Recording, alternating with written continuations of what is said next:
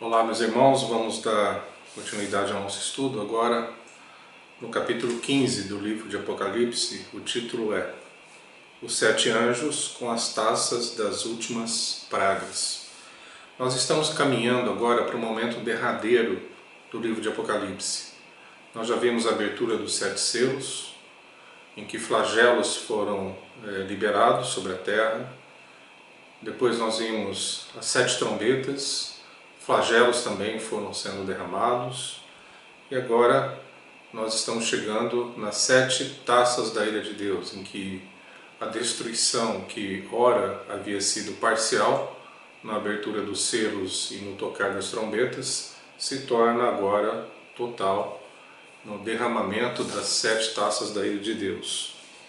Então nós vamos ver agora como isso vai acontecer a partir do capítulo 15. Vamos ler o verso 1.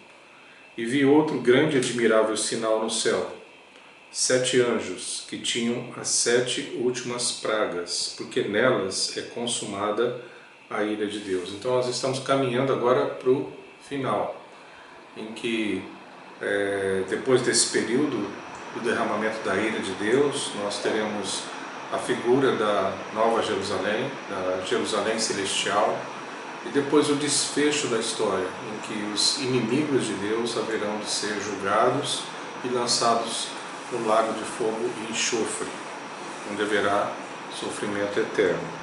Verso 2. E vi um como mar de vidro misturado com fogo, e também os que saíram vitoriosos da besta e da sua imagem e do seu sinal, e do número do seu nome, que estavam junto ao mar de vidro, e tinham as harpas de Deus.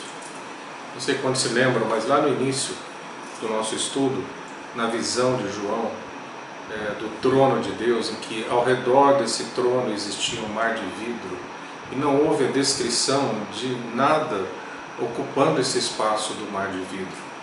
Na visão de João, nós tínhamos lá os 24 anciãos representando as 12 tribos de Israel do Velho Testamento, a revelação do Velho Testamento, e os 12 apóstolos do Novo Testamento, representando também a revelação de Deus no Novo Testamento, completando então o total da revelação de Deus para todos nós.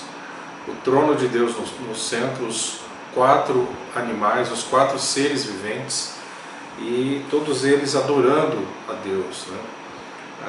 Agora novamente essa cena ela é invocada, só que agora existiam pessoas ali naquele mar de vidro, e não eram quaisquer pessoas, eram aqueles que venceram a besta, aqueles que saíram vitoriosos sobre a besta, né? Ou seja, os remidos, os que foram comprados pelo sangue de Jesus. Então aquele mar de vidro que impedia o acesso até o trono de Deus e a presença de Deus, agora estava sendo franqueada o acesso pelos remidos, pelos que venceram a besta, né? Uma visão tremenda. Verso 4. Quem te não temerá ao Senhor e não magnificará o teu nome? Porque só tu és santo. Por isso todas as nações virão e se prostrarão diante de ti, porque os teus juízos são manifestos. Então haverá um dia em que todos reconhecerão que Jesus é o Senhor. Diante dele todos os joelhos se dobrará. Toda cerviz, por mais enrijecida e dura que ela tenha sido, ela haverá de se dobrar diante do Cordeiro. Então é um momento em que todos reconhecerão quem é Jesus. Então agora o Jesus que está sendo apresentado aqui no livro de Apocalipse não é aquele Jesus servo sofredor que veio para uma forma humilde, que se deixou pregar naquela cruz, que se deixou escarnecer, se deixou desonrar, se deixou desnudar, mas agora um Jesus que vem para estabelecer o reino. Jesus que diante do qual todo joelho haverá de se dobrar, e todas as nações, diz aqui o texto, virão e se prostrarão diante do Cordeiro.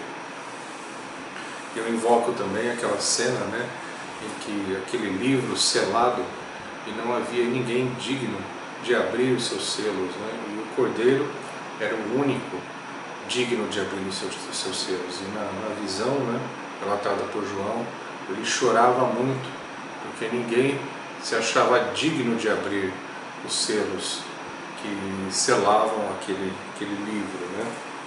O verso 5: E depois disso olhei, e eis que o templo do tabernáculo do testemunho se abriu no céu.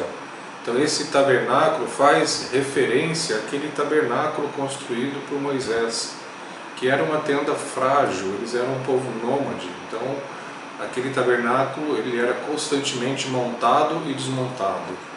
E existia ali uma grande dicotomia sendo representada. Aquele tabernáculo ele era feito por estruturas frágeis, por madeira, por pedaços de corda sustentando, hastes de corda sustentando os pilares de madeira, peles, né, tecidos que cobriam aquele tabernáculo. Todavia, no interior dele, no lugar mais íntimo do tabernáculo, era uma tenda, onde existia ali o lugar santíssimo, onde o sacerdote entrava uma vez por ano para oferecer sacrifícios pelo povo. Aquele lugar íntimo tinha uma peça ali feita de ouro maciço, ouro puro, a tampa, né, da arca do concerto, chamada de propiciatório, era constituída de um material nobre, material incorruptível, diferentemente de toda a estrutura ao redor, que era feita de um material perecível, de um material efêmero.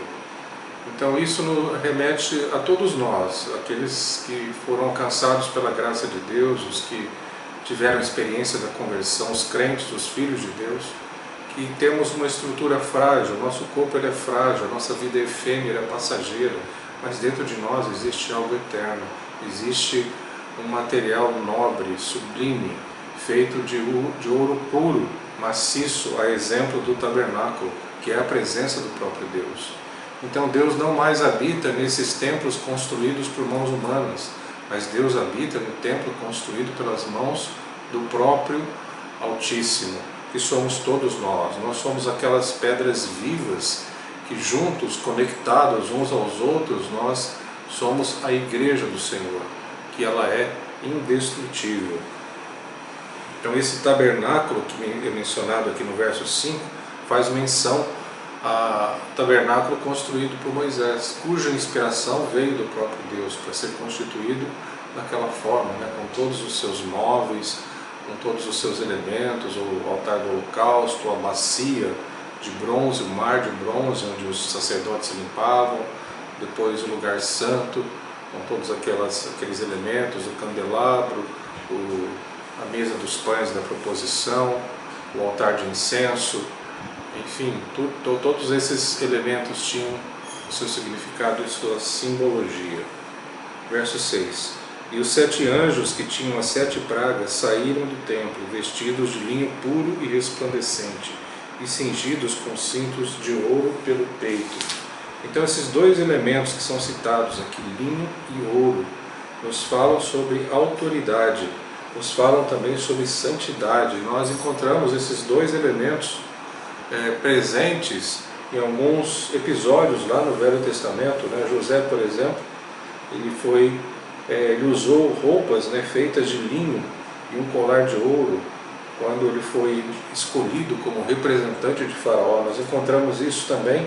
Mordecai, que foi honrado pelo rei com vestes de ouro, de linho, com vestes de linho e ouro, né? Daniel também, quando ele teve aquela visão, né, na oração de Daniel, quando ela foi respondida por um homem vestido de linho e cingido com ouro puro de Ufaz, né? Daniel capítulo 10, depois temos Gênesis 41, que é mencionado o caso de José. Enfim, o linho e o ouro representam então a autoridade e a pureza de Deus. Então esses anjos, esses 7 anjos que haveriam de derramar as 7 taças da ira de Deus, possuíam uma autoridade delegada pelo próprio Deus, e eles eram seres puros, angelicais, porque eles entram e saem da presença de Deus, né?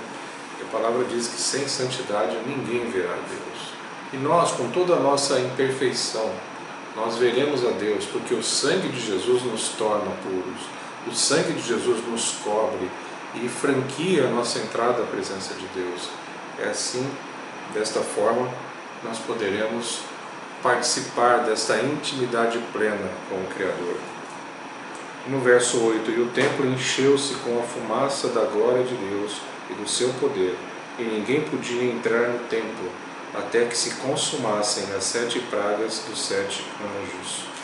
Então, essa presença de Deus, ela é representada também pela fumaça. Nós vemos lá no Velho Testamento, quando o povo montava o tabernáculo, eles eram orientados pela nuvem durante o dia e por uma coluna de fogo à noite. Então aquela nuvem que representava a presença de Deus, ela se movia, e à medida que ela se movia, o povo também desmontava o tabernáculo e seguia aquela nuvem. Então a nuvem, no caso aqui é a fumaça, representa a presença de Deus, a glória do Altíssimo, né? Então aqui nós finalizamos o capítulo 15 de Apocalipse. Obrigado pela atenção, Deus abençoe a todos.